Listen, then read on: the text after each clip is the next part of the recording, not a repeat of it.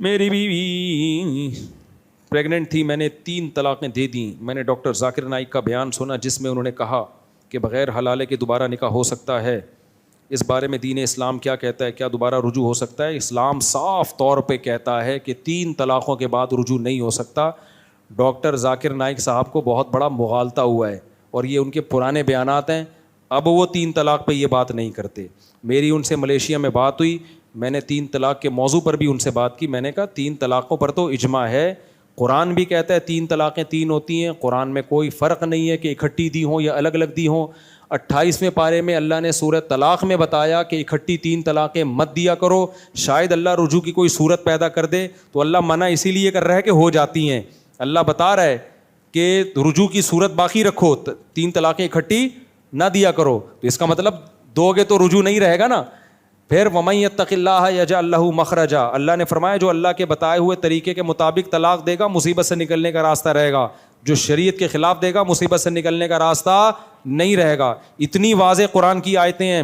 پھر عبداللہ بن عباس, عبداللہ بن مسعود, حضرت علی, حضرت عمر, حضرت عثمان اور بہت سارے صحابہ, جس سے بھی جب بھی پوچھا گیا کہ اکٹھی 3 طلاقیں کتنی ہوتی ہیں, سب نے ایک ہی جواب دیا کہ 3 ہوتی ہیں جب بھی پوچھا گیا. اور دلیل میں قرآن کی آیت پڑھی انہوں نے.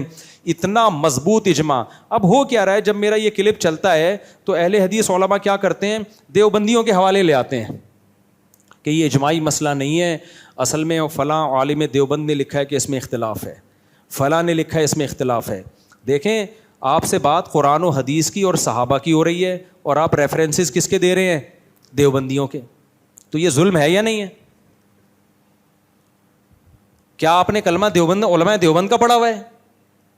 لوگ کہتے ہیں ہم نے تو نہیں, وہ کہتے ہیں ہم نے نہیں پڑھا, لیکن آپ تو علماء دیوبند کو مانتے ہو. بالکل نہیں مانتے ہم. قرآن و سنت کے خلاف علماء دیوبند کے قول کو ہم بالکل بھی نہیں مانتے. اگر کوئی دیوبند کا عالم قرآن و سنت کے خلاف بات کرے گا دیوار پہ اٹھا کے پھینک دیں گے ہم اس کو, ٹھیک ہے نا, اس کے قول کو, اس کو نہیں, ان کو تو وہیں رہنے دیں گے.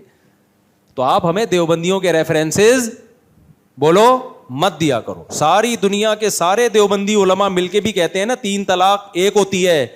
میرے شیخ کہیں, میرے پیر و مرشد کہیں, ہم کہیں بھائی آپ اللہ کے قانون کو چینج نہیں کر سکتے.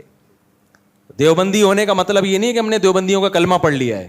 اول تو دیوبندی ایسا کہتے نہیں ہے, لیکن کسی نے کہا بھی ہو, میں تو ایک مثال دے رہا ہوں, فوراً وہ لے آتے ہیں فلاں دیوبندی نے لکھا تے فلاں دیوبندی نے لکھا. بھائی لکھنے پر گورنمنٹ کی طرف سے کوئی پابندی نہیں, اس کی دلیل کیا دی ہے؟ دلیل کوئی بھی نہیں ہے. بعض معتدل اہل حدیث عالم ہیں, بڑے معتدل ہیں, جب ان کی میں کلپ سنتا ہوں مجھے بہت افسوس ہوتا ہے. یار ہم آپ سے سوال کیا کر رہے ہیں, آپ جواب, سوال گندم کے بارے میں ہو رہا ہے, جواب میں آپ چنا پیش کر رہے ہو ہمارے سامنے. صحابی سے دکھاؤ نا یار. میں نے تو یہاں تک دعویٰ کیا ہے کسی صحابی سے ضعیف حدیث دکھا دو جس میں اکٹھی 3 کو ایک کہا انہوں نے, ضعیف بھی نہیں ہے. صحابہ کو دین سمجھ میں نہیں آیا. تو وہی حدیث بس ان کے پاس ہے کہ نبی کے دور میں 3 طلاقیں ایک ہوتی تھیں, اس کا